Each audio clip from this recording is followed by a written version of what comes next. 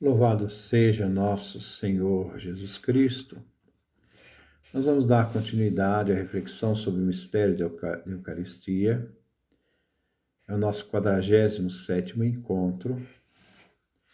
Nós vimos no primeiro momento uma perspectiva das perguntas e respostas do Catecismo de Trento. Depois vimos uma parte introdutória do novo Catecismo do Vaticano II. Nós vamos voltar novamente ao Catecismo de Trento e no próximo encontro nós vamos voltar com o Catecismo, o novo Catecismo do Concílio Vaticano II. Tendo em vista uma perspectiva sempre de comparação desses dois elementos, porque eles são profundamente ricos, né, naquilo que eles têm de fundamental, de fundante da compreensão da Eucaristia. Nós estamos aqui trabalhando a parte dos sacramentos, né? Estamos na terceira parte, porque a Eucaristia é verdadeiro sacramento. Trabalharemos no número 7 em diante. Vamos ver se a gente consegue chegar até o 11. Nos diz o Concílio de Trento: após a explicação do nome, né, os nomes que se dá ao sacramento da Eucaristia, força é ensinar que a Eucaristia é verdadeiro sacramento, um dos 7 sacramentos que a Igreja, a Santa Igreja, sempre reconheceu e conservou com religiosa veneração. E diz assim: antes de tudo, porque na consagração do cálice é designada como mistério da fé.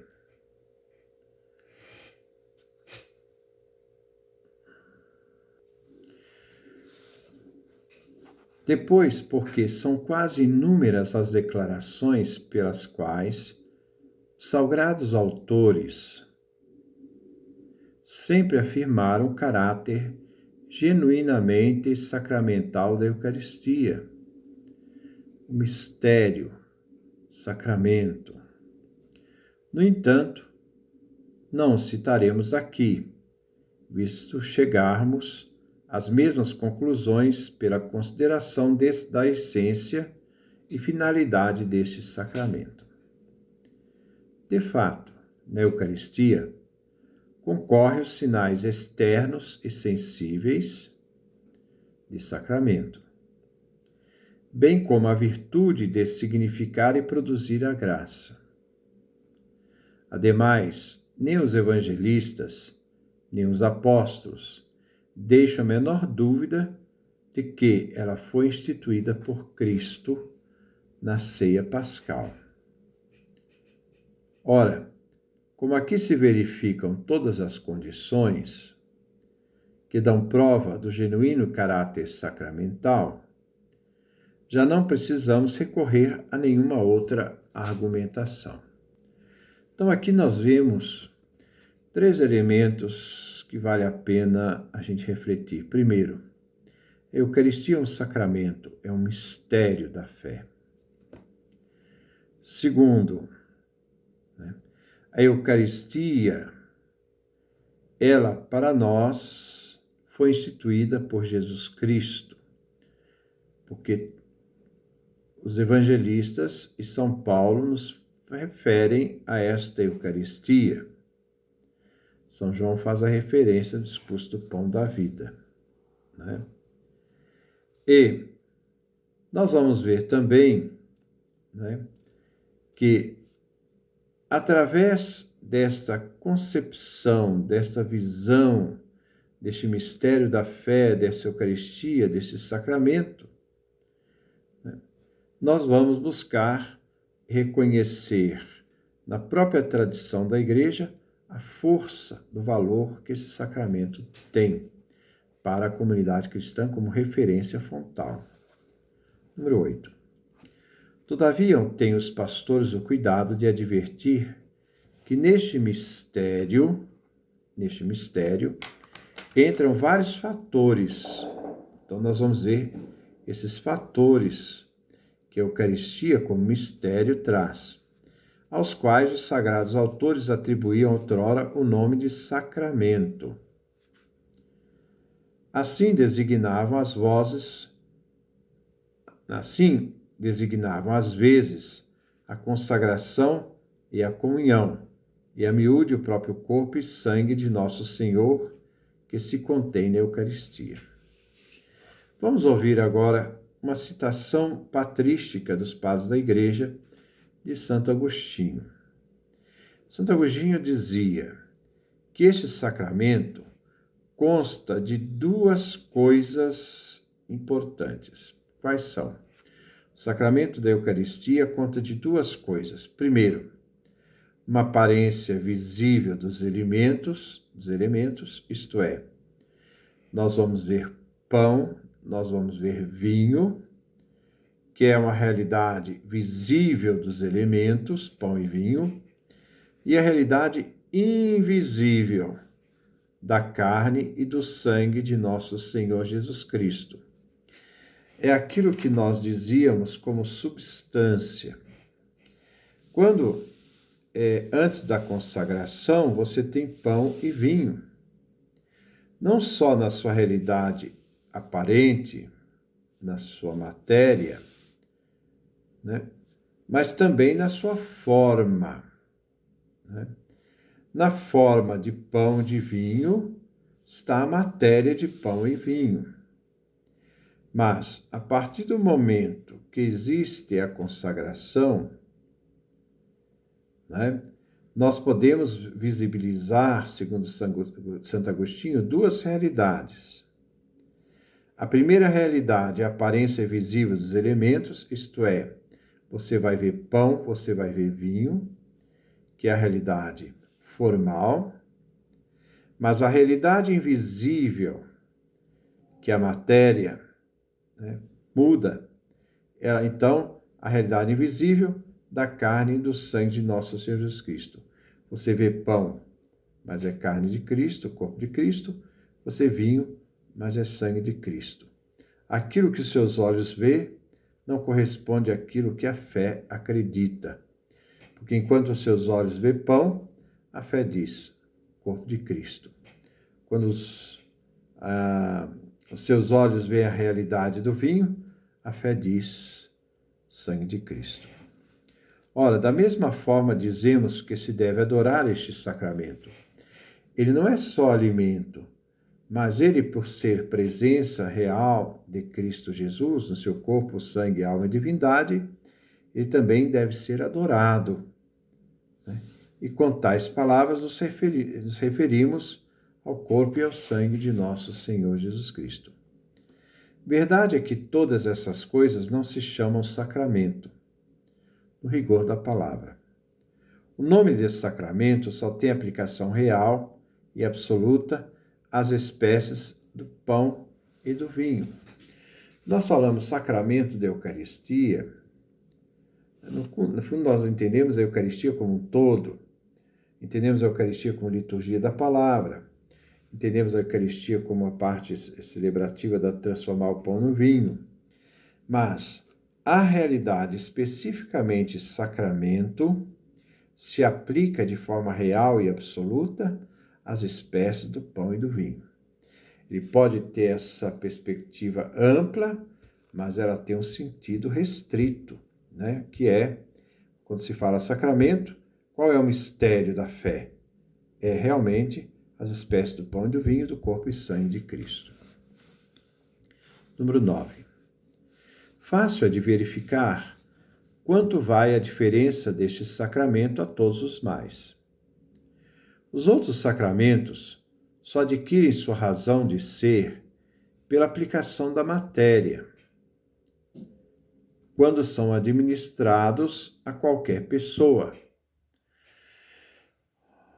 O óleo do crisma é um óleo abençoado, mas esse óleo não se transforma numa realidade divina. É o óleo que carrega a bênção, esse óleo aromático que é colocado para a celebração do crisma.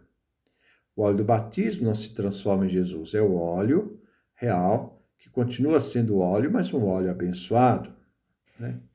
O batismo, por exemplo, não surte seu efeito sacramental senão no próprio instante em que alguém recebe realmente a ablução da água. O batismo só é batismo quando a pessoa passa pelas águas, quando a pessoa é batizada pelas águas. Não precisa necessariamente ser batizado no rio, numa água corrente, não. Já no primeiro século, a Didaqué diz: se não tens água corrente, batiza com qualquer água. Se não tiver quente, seja fria. Não interessa, né, nesse caso, né, os acidentes. Interessa sim que seja água. Essa é a matéria do batismo. No entanto, para a integridade sacramental da Eucaristia, basta a consagração da matéria. Basta o padre proferir as palavras de Cristo. Ambas as espécies não deixam de ser sacramento, são mistérios, ainda que sejam guardadas no cibório. Quer dizer, mesmo que elas sejam guardadas no sacrário, lá no cibório e no sacrário, né, ela continua sendo Eucaristia, ela continua sendo mistério da fé. Mais ainda, na feitura dos outros sacramentos, a matéria ou elemento não se muda em substância diversa, né? Porque elas continuam a ser a que são. Por exemplo, na água batismal, o óleo da crisma, não perdem, respectivamente, a substância própria da água e do azeite. Continua sendo água, mas abençoada. Continua sendo azeite, perfumado, mas abençoado, né? E eles se administram os sacramentos do batismo e da confirmação. Mas na Eucaristia, o que antes da consagração era simples pão e vinho, é verdadeira substância do corpo e sangue de nosso Senhor. Depois, na hora da consagração, ali nós vamos ver pão, mas não é pão, é o corpo de Cristo. Nós vamos ver vinho, mas não é vinho, mas é o sangue de Cristo. Muda a substância. A substância muda. Número 10. Apesar de serem dois os elementos que constituem a natureza integral da Eucaristia, pão e o vinho, né, dizemos, contudo, que eles não perfazem vários, mas um só sacramento. Nós vemos pão e vinho. Não são dois mistérios. Embora dois, nós vemos um único mistério, né? O único mistério do Cristo. Conforme nos ensina o magistério da Igreja, a Igreja que ensina. Do contrário, não poderia, aliás, ser 7 o número total de sacramentos, assim como a tradição sempre o afirmou, e os concílios de Latrão, Florença e Trento o definiram. Porque senão, se a gente considerasse o pão e o vinho 2 sacramentos, então nós não teríamos mais 7 sacramentos, teria o 8º, porque o vinho entraria como 8º sacramento. Não é admissível. O sacramento do pão e do vinho é um sacramento único. Pois, como a graça deste sacramento produz um só corpo místico, um só deve ser também o próprio sacramento. Se o sacramento nós temos um único Cristo, um único corpo, também o sacramento é único, né? Para que a sua natureza corresponda à graça produzida. E deve ser um. Então, o sacramento deve ser considerado um. Embora seja pão e vinho, ele deve ser considerado um único sacramento, um único mistério. E deve ser um, não porque seja um todo indivisível, mas porque assinala uma só operação da graça. Então, nós vemos que o sacramento da Eucaristia, embora nós tenhamos dois elementos, o pão e o vinho, formam um único sacramento inseparável. Se compararmos comida e bebida, são duas coisas diversas, mas que se empregam para a mesma finalidade, o alimentar do ser humano. Ou seja, para restaurar as forças do corpo. Assim, pois, no sacramento, convinha que a elas correspondessem duas espécies diversas, para representarem o alimento espiritual, com que as almas se sustentam. Por isso é que nosso Senhor declarou: minha carne é verdadeiramente comida, meu sangue é verdadeiramente bebida. Portanto, torna-se mister que os pastores não se cansem de desenvolver toda a significação do sacramento da Eucaristia.